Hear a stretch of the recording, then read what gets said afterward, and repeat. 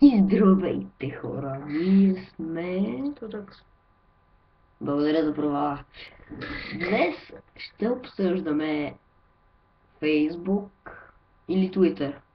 Не знам. Ако искате, коментирайте долу коментарите. Ето тук долу е, да. Ето тук също е голям, да. А, и започваме първо с самия Facebook. После снимки, статуси и гифчета може. Да. Така, да започнем. Фейсбук. Социална мрежа. Тя е нормална. Знаете ли с коя година съществува изобщо? От 2004 година съществува. И да, и последните три, 3 години. 3 години, да, 2011, Стана много 2013. известен и много... Защо? Да. Защото е пълен с... Първо да започнем. Снимки. Така. Хората, когато се снимат, не преценяват, има предвид, не им харесва първата снимка или втората. А, мога да, мисля, че мога да покажа снимки, които много по-често съм ги виждал, отколкото обикновените. Примерно, или,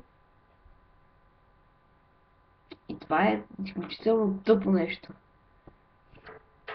Просто хората решават, че е по-сладко да се снимаш така някакво. Или с някаква близалка в стайната.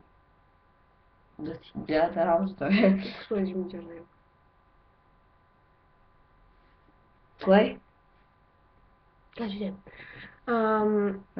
Снимки. Изобщо той обясни какви са физиономите.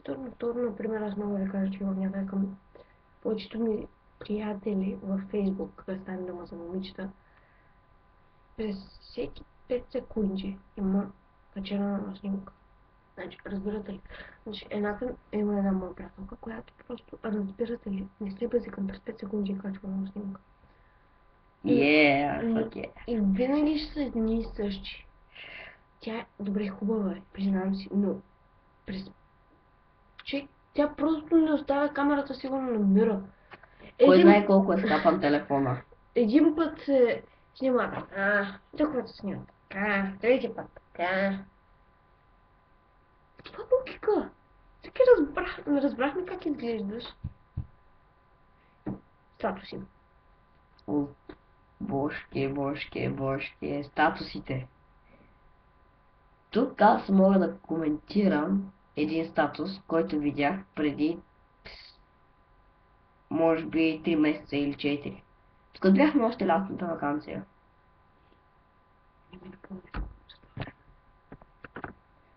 А, този статус беше... Какъв беше? Да. А, харесай, ако си ме виждал на живо. И аз малко се зачудих, защото имаше над 1000 лайка и коментари, да. Един от коментарите беше: вие хора работа нямате ли си? Малко се зачудих, защото даже не помня от кой беше. Майче беше от един мой приятел. Нали, този коментар. И, нали, аз харесах, защото познавам този човек. По най-тъпия начин. После се зачудих какво става. И, нали, Край на краищата статусите е по-важно. Защото пък са досадни. да, по някой път са много досадни. Така. Някои хора си нямат работа, наистина. Сега много за статуси. Така. Любовни истории. Мълчи си тук. Как ги мразя? Значи, аз съм на 14, но по принцип приятелите, които имам, освен че са на по-голяма възраст, имам по-малки, на 11, на 11, 12, 13. И се зачудвам как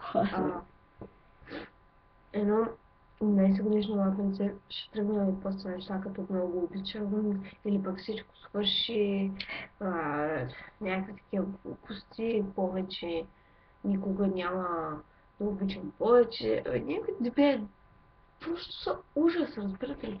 Просто те още не знаят какво е Любов. Ами, те още не знаят какво да правят с моята работа. Не, съвсем сериозно говоря. Те не знаят кой. На кой И свят ти още? си знаете. Не. Те просто не знаят на кой свят още и въпреки това за мен не ми просто такива глупости. Просто не мога да го разбера.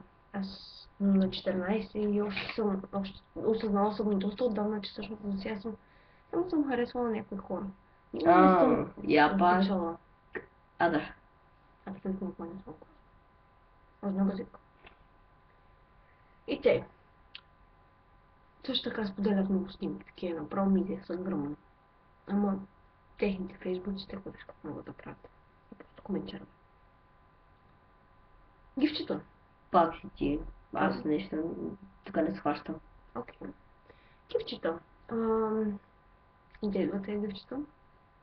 От клипчетата изрязваш една част от клипчето, съединяваш го с друга и готова част. Не, работата е там, че изобщо всъщност не е така. Не е така, но винаги тези гифчета са пуснати в Tumblr. Facebook и Twitter, не, с Twitter не. Facebook винаги краде от Tumblr.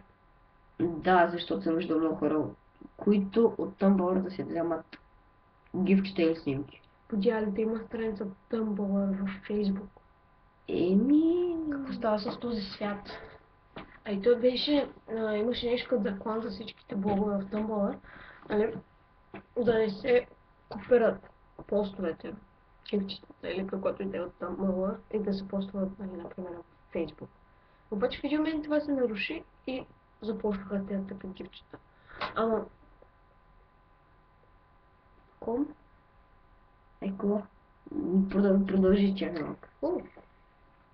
Къде си бе? Да, сетих се. И още нещо. Странно е, когато,